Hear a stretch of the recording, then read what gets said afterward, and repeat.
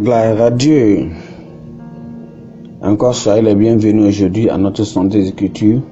Que le Seigneur vraiment veut nous bénir et chaque moment il nous nourrit à travers ses Écritures. Encore aujourd'hui nous sommes sur notre centre des Écritures et la semaine passée nous avons vu comment Christ, sa résurrection et la grande commission. Et nous avons appris que nous devons aller prêcher la parole de Dieu à tout prix, à toute la nature et à toute la créature du Seigneur. Nous allons le faire au nom de Jésus. Ce matin, nous sommes encore aujourd'hui pour notre Sainte Écriture et puis que le Seigneur va nous bénir à travers cela. Prions, Père, nous te bénissons, nous te glorifions aujourd'hui pour cette parole. Nous prions que Seigneur, que tu nous donnes la grâce à obéir à ta parole qu'elle vient vers nous. Seigneur, aide tout le monde qui entend ta parole et aide, Seigneur, nous, n'importe où, qui va écouter ta parole après et cela. Que nous tous nous puissions obéir à celle lorsque nous l'écoutons. Merci Seigneur car tu nous as exaucés. Au nom précieux de Jésus, nous avons prié. Amen. Gloire à Dieu. Aujourd'hui, nous considérons notre thème qui est Christ commence son ministère. Christ commence son ministère. Christ commence son ministère. Nous allons lire quelque chose dans Marc chapitre 1, le verset 14 et 15. La Bible dit ceci. Il dit, après que Jean eut été livré, Jésus alla dans la Galilée, prêchant l'évangile de Dieu. Verset 15 dit ceci. Verset 14 plutôt, 15, oui, 15. Verset 15 dit que il disait, le temps est accompli, le royaume de Dieu est proche, repentez-vous et croyez à la bonne nouvelle. Repentez-vous et croyez à la bonne nouvelle. Ce que Christ faisait, il prêchait cette parole. Comme il dit, après que Jean eut livré, se livrait Allah dans la Galilée, prêchant l'évangile. Vous voyez ceci? Nous voyons exactement ceci. Nous allons lire nous considérons notre Marc chapitre 1, le verset 1 à 45 et Marc chapitre 2, le verset 1 à 28. Je vais mettre ces lectures dans le commentaire. Vous pouvez écouter tout le chapitre pour que nous puissions avoir une étude tellement un peu courte pour le résumer. Alors, je vais mettre cela là pour que nous puissions pas perdre de temps beaucoup en le lisant. Nous voyons que quand nous lisons le livre de Luc, Marc, on voit quoi? L'auteur de cet évangile, c'est quoi? C'est vraiment Jean. L'auteur de cet évangile est Jean. Je parle quoi? Je dis l'auteur de celui qui a écrit le livre de Marc. Celui qui a écrit le livre de Marc, l'auteur du livre de Marc, c'est Jean qui a écrit cela. Mais leur nom de famille, c'est Marc. Est-ce que vous le comprenez? Donc celui qui a écrit le livre de Marc, c'est Jean. Mais son nom de famille, c'est Marc. Ou bien on peut l'appeler Marcus. Et c'est lui qui est aussi le fils de Marie. Le fils de Marie. Et il est aussi comment? Il est cousin de Barnabas. On peut lire cela dans Actes chapitre 12, le verset 12. Et on peut aussi le voir dans Colossiens chapitre 4, le verset 10. Donc, si l'on ne sait rien de son père, sa mère, qui résidait à Jérusalem, qui était comment? Une croyance consacrée. Donc, c'est dans sa mission, bien c'est dans sa maison que l'église primitive a tenu une veillée de prière qui a abouti à la libération de Pierre de prison. Souvenez-vous, Jean a très probablement été converti lors d'une de ces réunions par Pierre qui l'appelle son fils. On peut voir cela dans 1 Pierre, le 1er Pierre chapitre 5, le verset 13. On peut voir cela là-bas. Donc, en tant que croyant, en pleine croyance, Paul et Barnabas l'ont jugé utile et lui ont permis de les accompagner lors de leur premier voyage missionnaire. Alors, cependant, il a rebroussé chemin à Perga et même en Pamphylie par manque de préparation et même de maturité pour supporter les difficultés et les dangers du travail missionnaire. On peut voir cela dans, si vous voyez que, on peut voir cela dans Actes chapitre 12, le verset 25. Même dans Actes chapitre 12, le verset 13, c'est là-bas. Donc on voit que l'insistance de Barnabas pour que Marc les accompagne lors du deuxième voyage missionnaire, 3 ans plus tard, à laquelle Paul et même Barnabas ont eu des tensions, c'est-à-dire des problèmes. Ce qui a même amené une opposition parce qu'ils n'étaient pas fiables et même a provoqué une vive dispute entre eux et ils se sont séparés. Donc Barnabas s'est séparé de Paul et a amené Marc avec lui à Chypre et même l'a formé à la stabilité et à la maturité spirituelle. Vous comprenez cela, non? Parce que quand il a...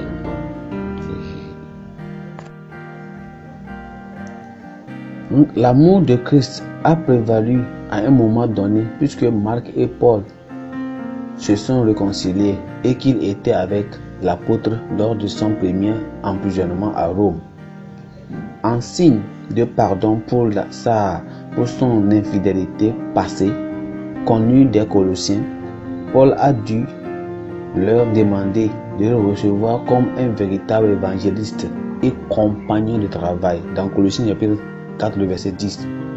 Donc, l'instruction qu'il a donnée plus tard à Timothée est la suivante. Dans Timothée chapitre 4, le verset 11, il dit: seul Luc est avec moi. Prends Marc et amène-le avec toi, car il m'est utile pour le ministère. Vous voyez cela, non? Ce qu'il les a donné. Donc, il révèle que Luc et Marc, qui ont écrit des évangiles synoptiques, étaient tous deux avec Paul. Après la mort de Paul, Marc a rejoint Pierre à Babylone, de qui il a dû apprendre une grande partie du récit du premier du première main de la vie et du ministère de Christ qu'il a écrit dans son évangile. De ce qui précède, les croyants doivent apprendre l'importance de faire quoi? De l'abandon absolu de leur vie et de leurs ressources à l'usage de Dieu, de la tutelle spirituelle, de l'amour agapé qui produit le pardon et la réconciliation à partir du cœur ou bien des cœurs sanctifiés, et même de la renaissance, bien de la reconnaissance, de l'affirmation de l'utilité des autres croyants. L'évangile selon Marc s'adresse principalement aux chrétiens païens. Par conséquent, moins de références ont été faites aux prophéties de l'Ancien Testament. Il fournit des explications sur les mots et les coutumes juives qu'il contient. Alors, il dépeint Jésus-Christ comme le serviteur de Dieu, ce qui explique qu'il n'y ait pas de récit de sa généalogie, comme c'est le cas dans les livres de Matthieu et de Luc.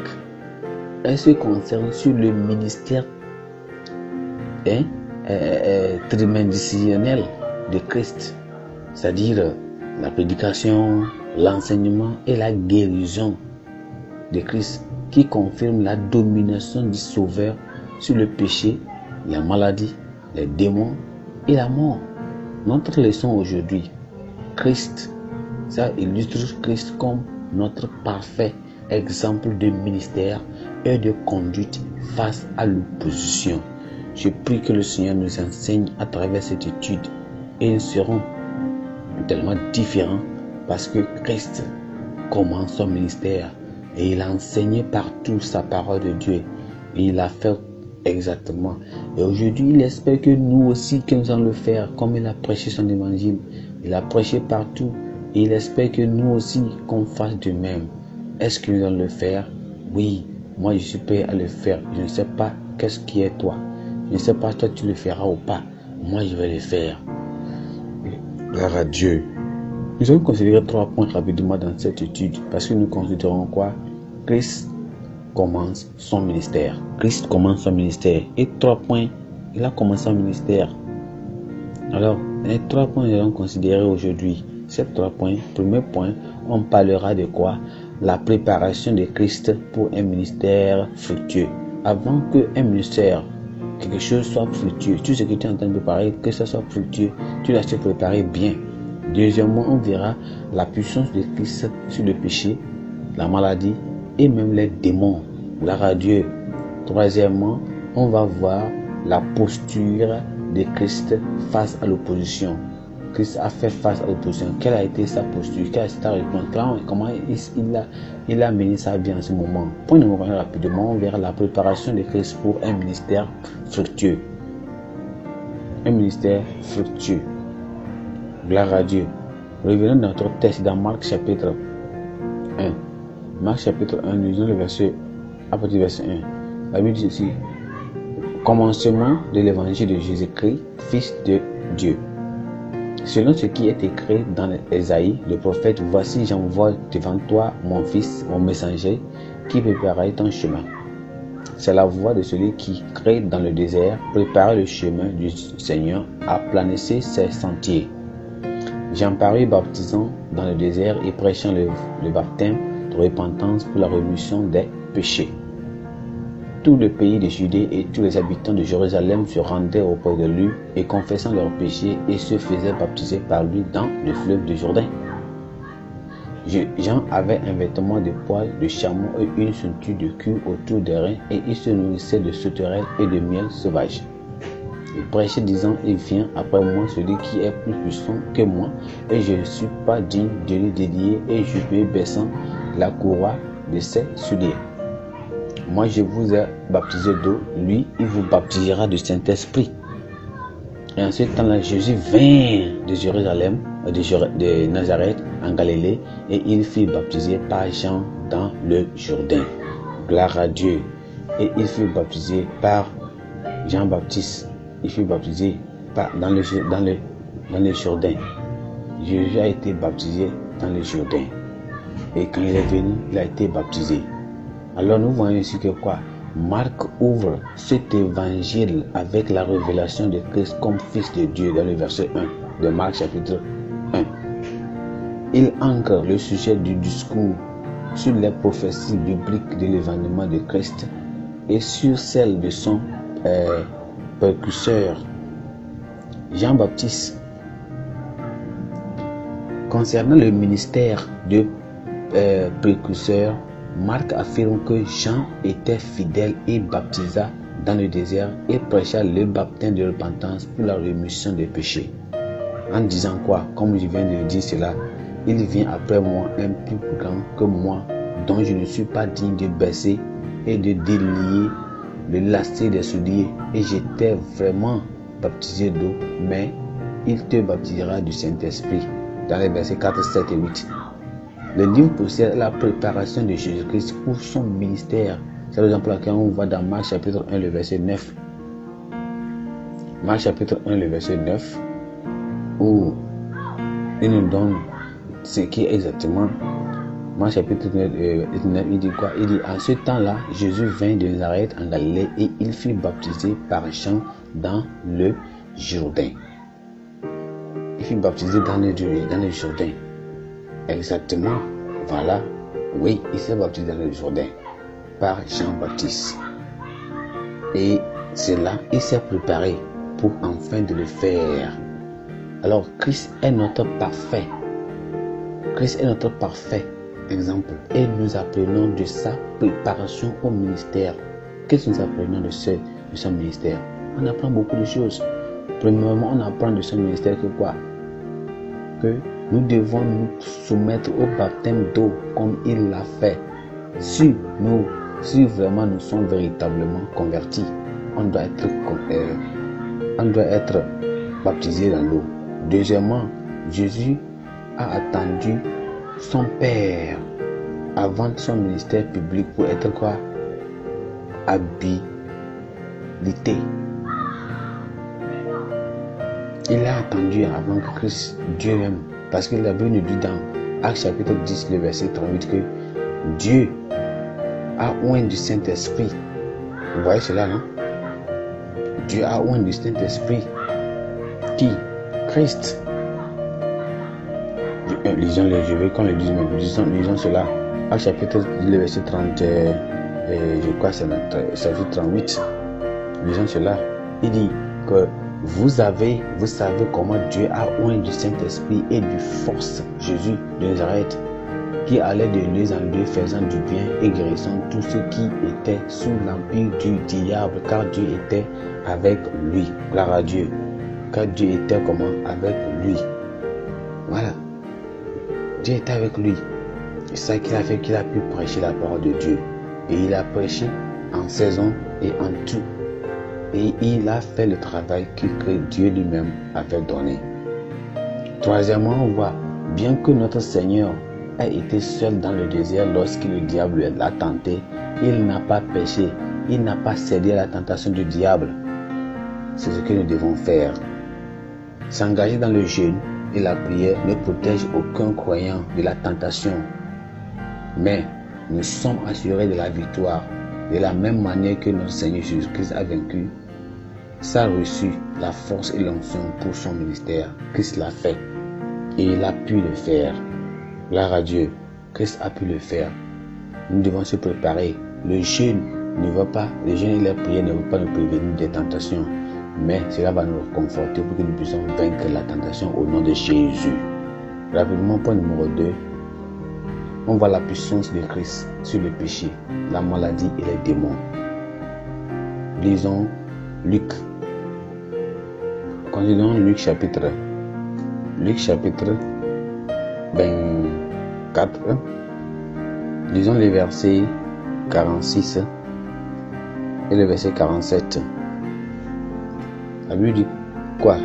La Bible dit que et il leur dit, ainsi il est écrit que le Christ souffrirait et qu'il ressusciterait des morts le troisième jour.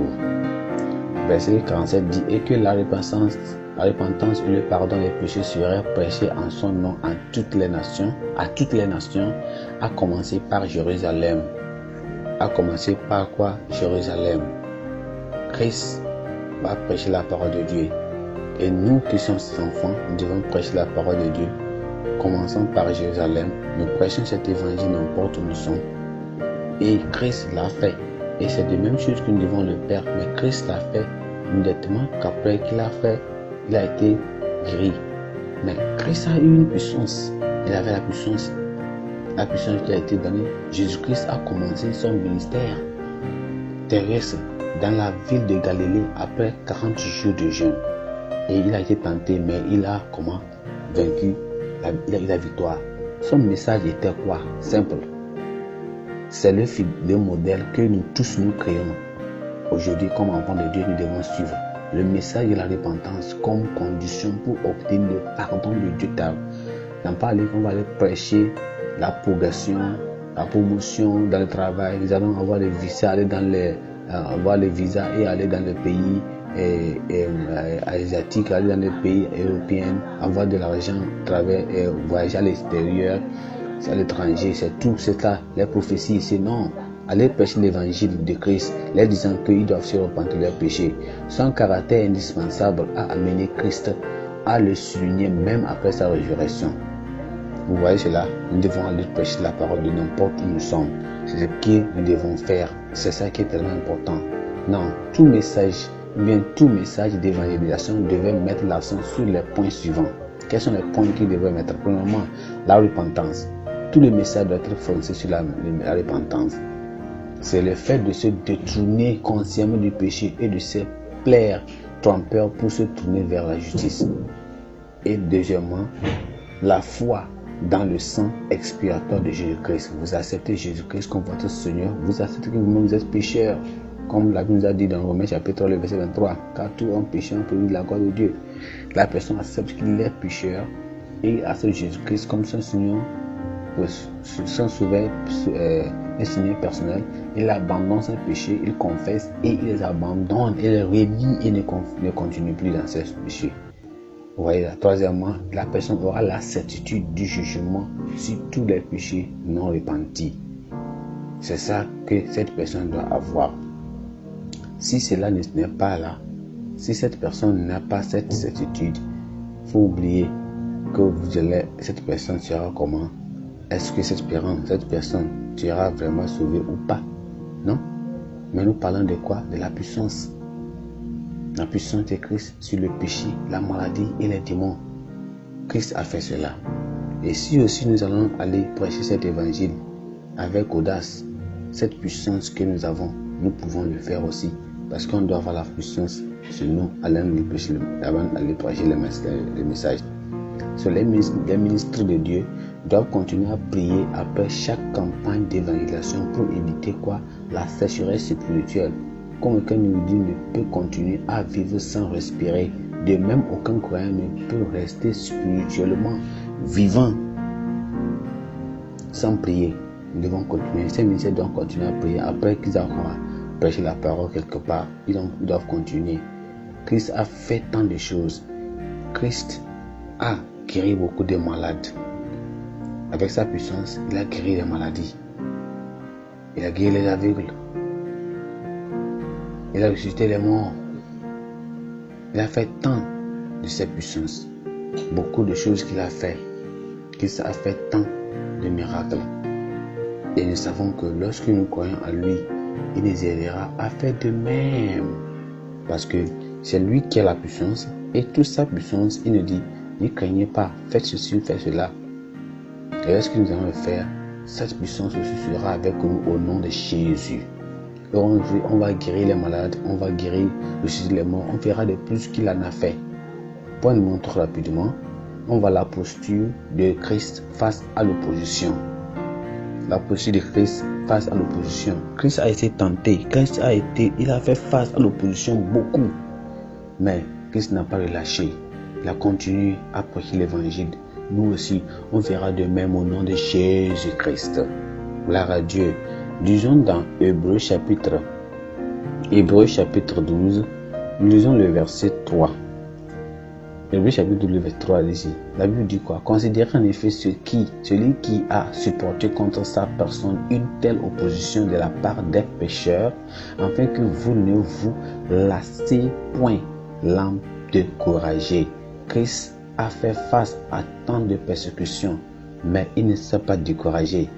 Il nous appelle aujourd'hui que quand bien on fera face à tant de persécutions, nous ne devons pas relâcher. On doit continuer à prêcher l'évangile, quoi que soient les situations. Nous devons continuer au nom de Jésus.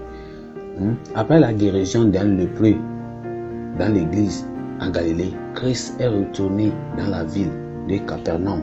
Son arrivée a fait l'objet d'une grande publicité, de sorte qu'il n'y avait pas assez de place pour les gens qui s'étaient rassemblés pour l'entendre et être servis.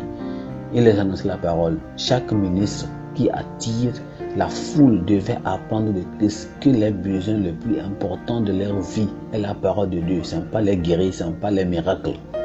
Entassé par une foule immense qui rendait difficile à quiconque de s'approcher de Jésus-Christ pour une quelconque attention personnelle.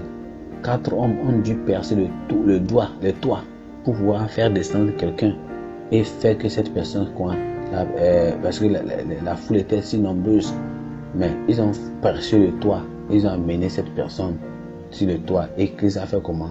Là, a guéri cette personne. Christ a guéri cette personne-là. Alors, mais Christ met en accent sur la prédication de sa parole. Il met quoi? Il dit pardonne les péchés. Il guérit l'homme pour leur prouver sa divinité. Ainsi, l'homme a reçu la double bénédiction du pardon et même de la guérison. Cet homme-là, il a reçu le pardon vraiment de ses péchés. Il a aussi reçu quoi? La guérison. Jésus s'en alla de nouveau de côté de la mer et alla enseigner la multitude qui le suivait. Et sans passant qu'il vit des vies en réception de la coutume et il lui dit, suis-moi.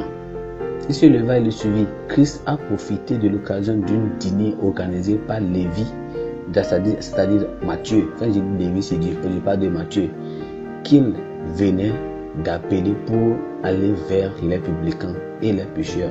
Les scribes et les pharisiens critiquent à nouveau son association avec les pécheurs. La réponse du Seigneur est instructive.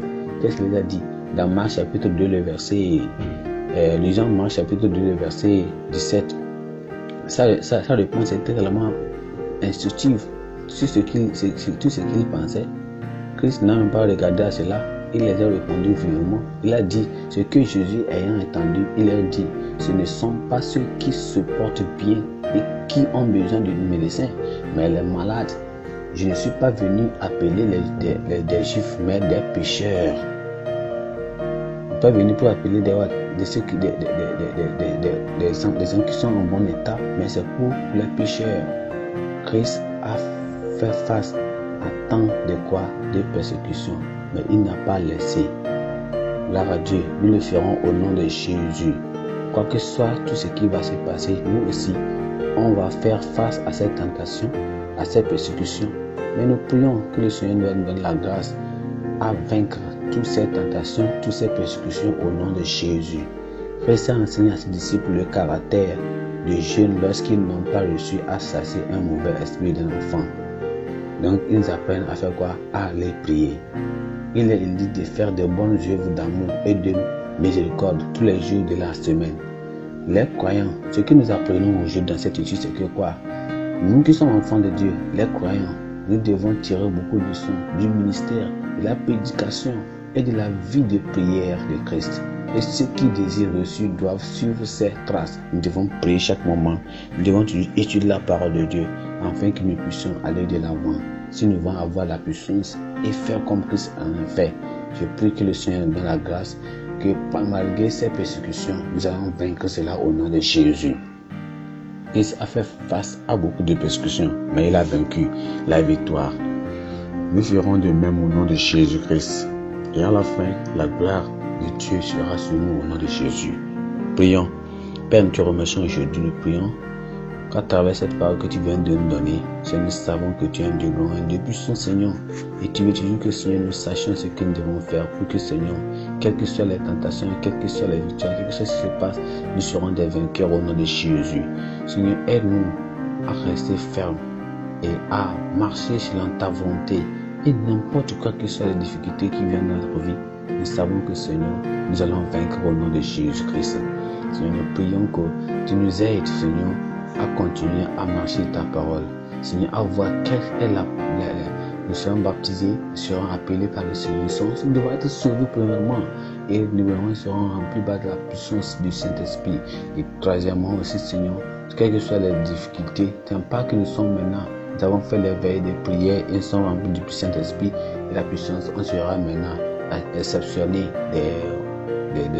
des confusions et de l'opposition.